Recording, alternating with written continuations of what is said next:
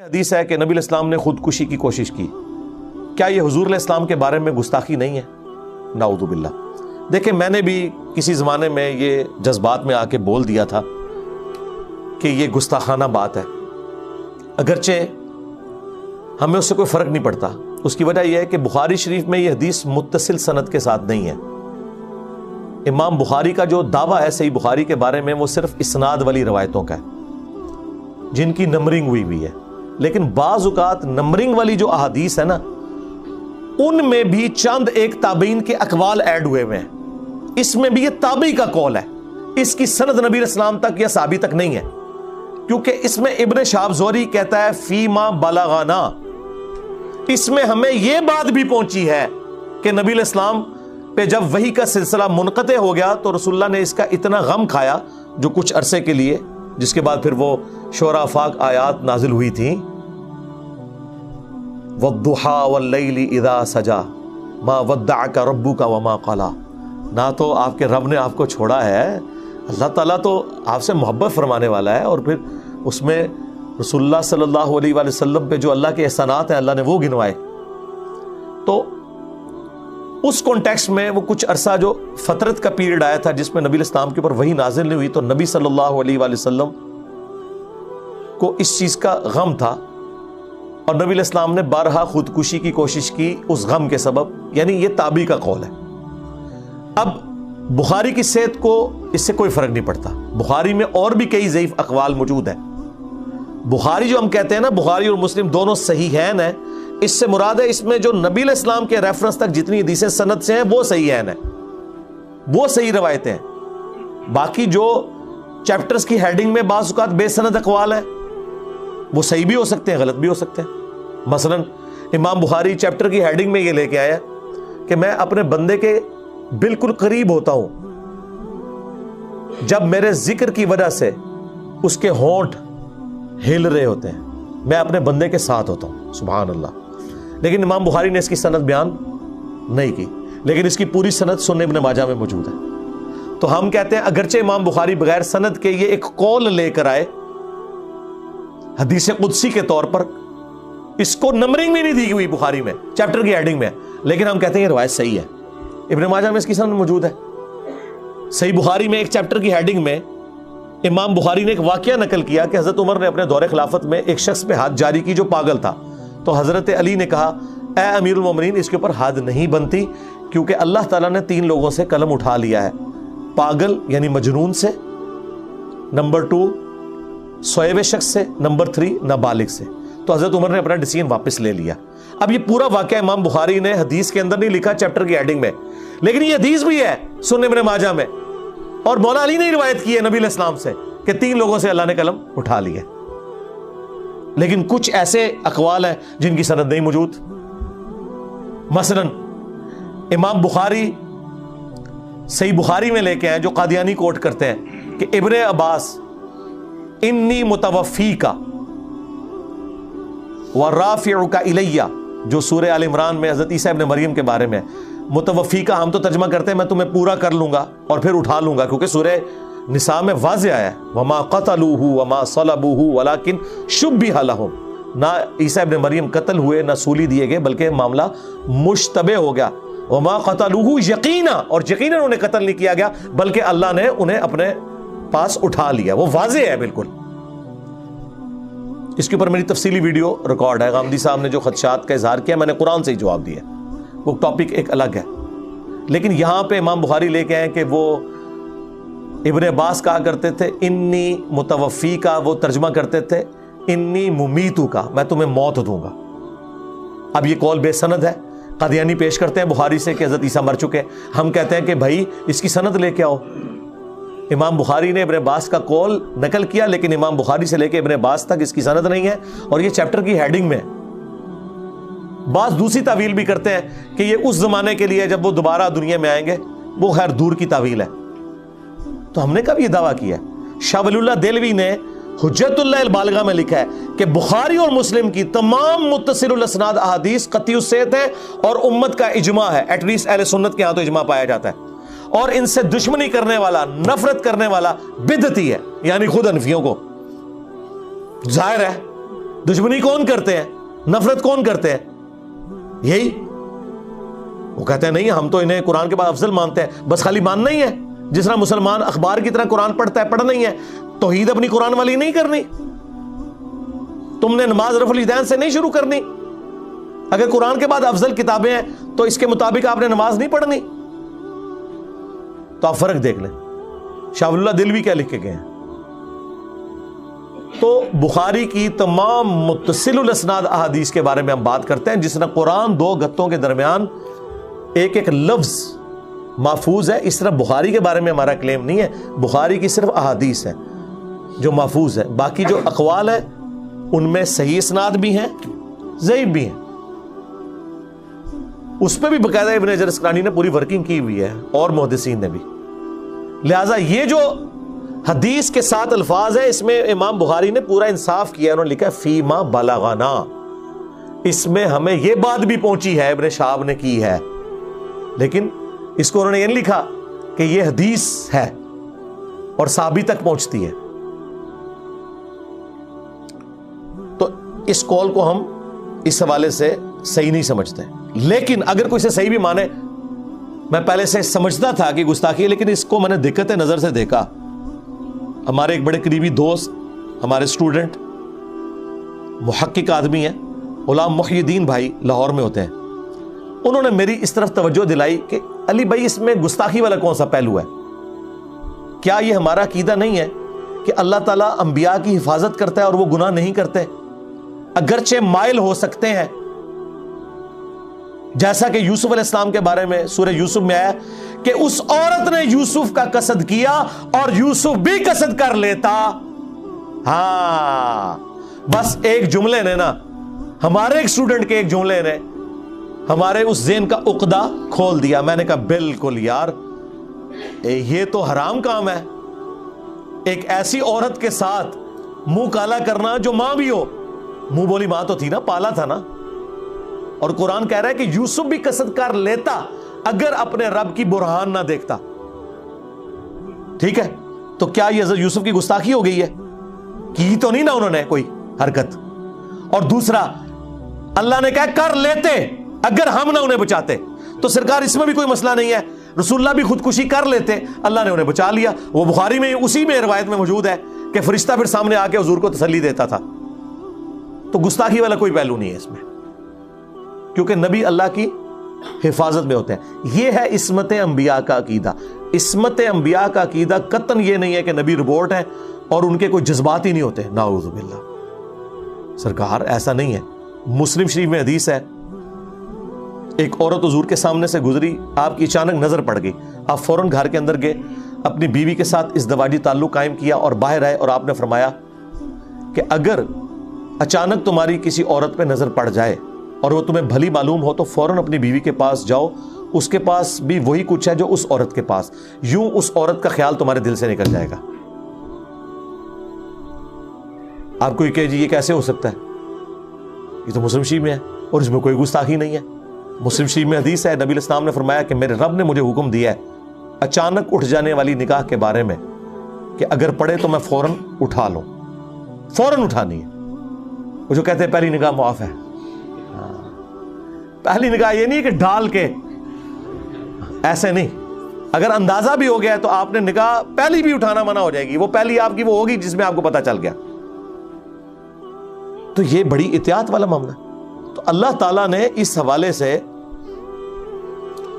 نبی صلی اللہ علیہ وآلہ وسلم کو گائیڈ لائنز دی ہیں, آپ علیہ السلام نے امت تک پہنچائی ہیں. عصمت انبیاء کا عقیدہ یہ ہے کہ آج کی ڈیٹ میں نبی معصوم ہے.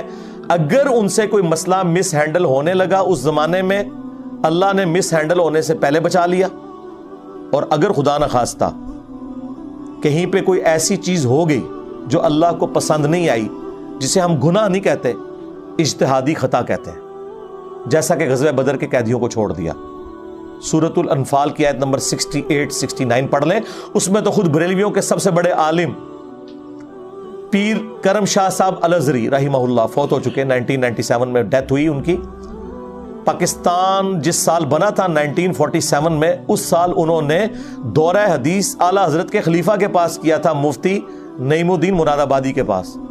جنہوں نے اعلیٰ حضرت کا جو ترجمہ ہے کنز الایمان اس کے اوپر حاشیہ لکھا ہے خزائن العرفان، ان کے شاگرد ہیں پیر کرم شاہ صاحب الازری۔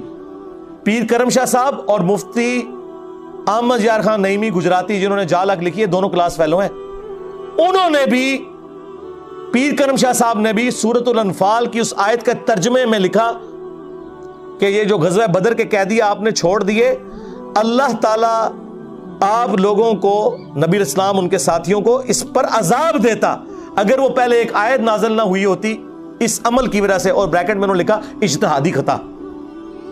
انجینئر صاحب کی ویڈیوز نہیں، ہمارے تو دنیا میں چھوڑے جانے سے پہلے ہی وہ فوت ہو گئے۔ میں تو ابھی انجینئر یونیورسٹی میں سیکنڈ ایئر میں تھا جب وہ فوت ہوئے ہیں 1997 میں، اور انہوں نے اجتہادی خطا قرآن کے ترجمے میں لکھا۔ اس میں کوئی گستاخی نہیں ہے۔ نبی کا اگر کوئی اجتہاد اللہ کو ناپسند ہو وہ گناہ نہیں ہوتا، کیونکہ دونوں طرف آپشن موجود ہوتے ہیں، اللہ تعالیٰ اس کی ریمیڈی فرما دیتا ہے۔ نبی علیہ السلام نے منافقین کا جنازہ بھی پڑھا دیا، حالانکہ کتنی سخت آیات پہلے نازل ہو چکی تھی، اسی وجہ سے حضرت عمر روک رہے تھے حضور کو، لیکن حضور نے کہا کہ جب تک اللہ تعالیٰ واضح نہیں روکے گا نا تو میں بینیفٹ آف ڈاؤٹ دوں گا۔ یہ حضور کی شفقت تھی نا۔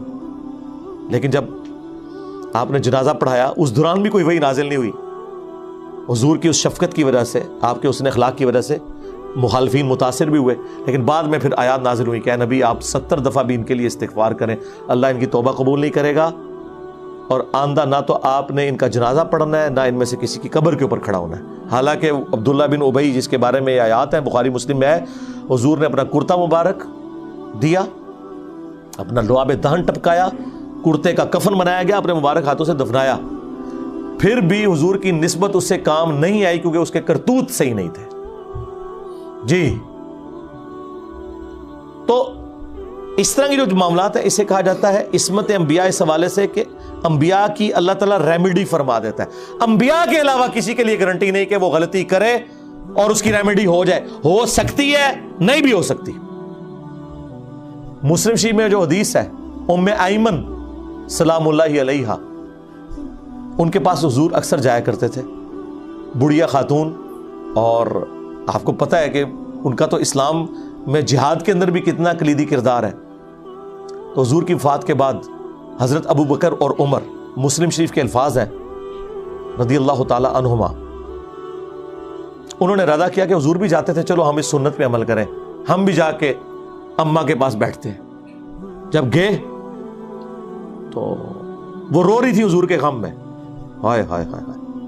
حضرت عمر نے تسلی دی انہیں کہ ام ایمن آپ نہ روئیں، رسول اللہ کے لیے اعلیٰ درجے کی جنت ہے، وہ تو بہتر مقام میں چلے گئے۔ ظاہر ہے اس سے بڑی اور کیا بات ہوگی کہ امت کے غم نہیں حضور کو اب اور دیکھنے پڑ رہے، ورنہ تو حضور تو ہر غم کے اوپر حریص علیکم بالمؤمنین رؤوف رحیم۔ تو لیکن سرکار وہ ام ایمن تھی، اس نے ایسا جملہ بولا کہ حضرت ابو بکر عمر بھی حیران رہ گئے۔ انہوں نے کہا عمر میں اس بات پہ تو نہیں رو رہی، مجھے یقیناً یہ پتا ہے کہ نبی علیہ السلام بہتر حالت میں ہے، میں اس بات میں رو رہی ہوں کہ آسمان اور زمین کا رشتہ وحی کی وجہ سے جو چل رہا تھا وہ منقطع ہو گیا۔ اب جو کچھ ہم کریں گے وہ ہم کریں گے، ہمیں اللہ تعالیٰ نہیں بتائے گا تم نے یہ غلط کام کیا۔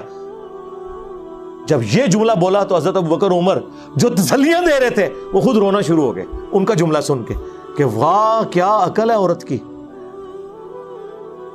ساری عورتیں ناقص العقل تو نہیں ہیں، ایسی عورت بھی ہے ام ایمن کہ جس نے ابو بکر عمر کو بھی رلا دیا۔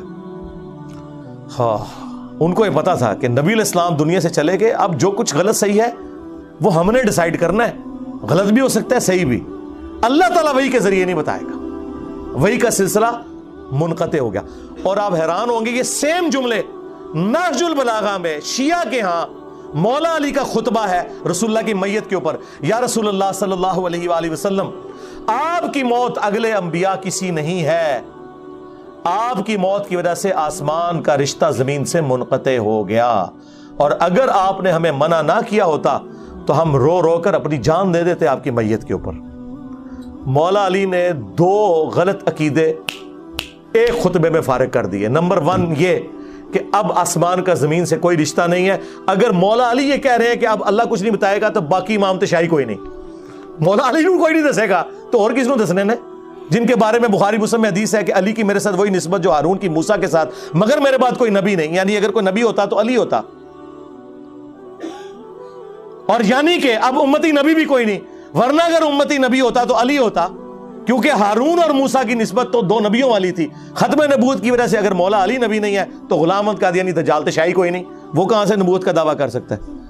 تو مولا علی کیا کہہ رہے ہیں کہ آسمان کا رشتہ زمین سے منقطع ہو گیا، کوئی کشف، کوئی الہام، کوئی عقیدہ امامت، کوئی صوفیوں کی اس حوالے سے یہ چیز کہ کوئی آسمان کا زمین سے رشتہ ہے، ختم۔ اور دوسرا انہوں نے کہا اگر آپ نے ہمیں منع نہ کیا ہوتا ہم رو رو کے جان دے دیتے۔ تو سرکار اندازہ کریں ماتم بیچ میں پھر کہاں سے آ گیا، سینہ کو بھی کہاں سے آ گئی، سب ختم۔ تو یہ ہمارا عقیدہ ہے۔ ختم نبوت اصل میں یہ ہے کہ نبی الاسلام کے بعد کوئی ایسا سلسلہ نہیں۔ ایک ایکسیپشن دی ہے بخاری مسلم میں کہ میری وفات کے بعد قیامت تک غیب کی خبریں ختم سوائے مبشرات کے۔ پوچھا گیا مبشرات کیا ہیں؟ کہا کہ خواب ہیں جو اللہ تعالیٰ اپنے بندوں کو دکھائے گا، اور وہ بھی بخاری مسلم دونوں میں حدیث ہے۔ خواب کی 3 قسمیں ہیں، اللہ کی طرف سے، شیطان کی طرف سے، اور نفس کی طرف سے۔ اب یہ کون ڈیفائن کرے گا کہ یہ خواب رحمانی ہے یا شیطانی؟ ہاں جی، وہ مولوی ڈیفائن کرے گا کہ اگر دیوبندی نے رسول اللہ کو خواب میں دیکھا ہے تو دیوبندیوں کے نزدیک رحمانی ہے اور بریلویوں کے نزدیک شیطانی۔ ہاں، پھر ان کو حدیث بھول جائے گی بخاری مسلم کی کہ جس نے مجھے خواب میں دیکھا اس نے مجھے کو دیکھا، میری شکل میں شیطان نہیں آ سکتا، اور ان قریب مجھے بیداری میں بھی دیکھے گا۔ مراد یہ ہے کہ قیامت کے دن مجھے دیکھ لے گا انشاءاللہ تعالی۔ یا حضور کے زمانے میں اگر کسی نے دیکھا تو ان قریب وہ صحابی بھی بن جائے گا۔ یہ 2 تشریحات ہیں۔ اسی حدیث میں آگے لکھا ہوا ہے ابن سیرین کا قول۔ امام بخاری کہتے ہیں ابن سیرین کہا کرتے تھے یہاں مراد یہ ہے کہ جس نے حضور کو حضور کی اپنی شکل میں دیکھا، جو حضور کی اپنی شکل مبارک ہے۔ اگر کسی اور شکل میں ہے تو وہ اس میں نہیں آتا، اور اسی کی پلی پھر وہ لیتے ہیں، اور یہی صحیح تشریح ہے۔ جب آپ بریلویوں سے کہیں نا، وہ کہتے ہیں نہیں انہوں نے حضور کو نہیں دیکھا، وہ شیطان کسی اور شکل میں آ کے ورگلا گیا ہے۔ تو انہیں کہے سرکار آپ کے خوابوں کے بارے میں بھی یہی کہتے ہیں وہ، تو خواب کوئی دھونس نہیں ہے جب تک کہ اسٹیبلش نہ ہو جائے کسی نے مستقبل میں دیکھا یہ ہونا ہے اور وہ ہو گیا، ہونے کے بعد پتا چلے گا، پہلے کوئی نہیں بتا سکتا۔ تو سرکار یہ جو قرآن و سنت کی تعلیمات ہیں ان کو ٹوٹیلٹی میں دیکھنا چاہیے کہ کیا معاملات چل رہے ہیں۔ لہٰذا میں آج اعلانیہ اس حوالے سے رجوع کرتا ہوں، اس خودکشی والی روایت کے حوالے سے بھی کلیریفیکیشن کے ساتھ، اگر اس کو کوئی صحیح بھی مانے، بہرحال یہ گستاخانہ نہیں ہے، سیدھی سی بات ہے، اس وجہ سے کہ انبیاء کرام کی عصمت صرف اتنی ہے کہ ان کو اللہ تبارک و تعالی گناہوں سے محفوظ رکھتا ہے، اور اگر کوئی اجتہادی غلطی ہو جو گناہ نہیں ہوتے اس کے اوپر مطلع کر کے وہ اپنی اصلاح کر لیتے ہیں۔ تو اگر حضرت یوسف علیہ السلام کے بارے میں آیا کہ وہ بھی اس عورت کا قصد کر لیتے اگر اپنے رب کی برہان نہ دیکھتے، تو نبی الاسلام کو بھی اس سے جوڑ لیں کہ وہ خودکشی اللہ کی برہان ان کو دکھا دی گئی، انہوں نے خودکشی نہیں کی۔ بشری تقاضے بھی سمجھے نا۔ اب مجھے بتائیں قرآن میں سورہ مریم میں آل عمران میں آیا نا، جب بے موسمی پھل حضرت مریم کے پاس دیکھے حضرت زکریا علیہ السلام نے، تو انہوں نے کہا یہ مریم کہاں سے آئے؟ تو انہوں نے کیا کہا؟ حضور آپ کا فیض ہے، آپ میرے پیر، میں آپ کی مریدنی۔ یہ تو تھا رشتہ، خالو بھی تھے، پیر بھی تھے، اور پیر آپ کا بنایا پیر نہیں، پیغمبر، اور کفالت اللہ نے مرزانہ طور پہ ان کے سپرد کی تھی۔ تو انہوں نے اپنے پیر کو کہا یہ اللہ کی طرف سے آئے ہیں، ہوا من عند اللہ۔ آگے پیر بھی مواحد تھا، اس نے نہیں کہا کہ میں منو چکڑتا جائے، ہاں وسیلے کے بغیر ہی چل رہی ہے مریم۔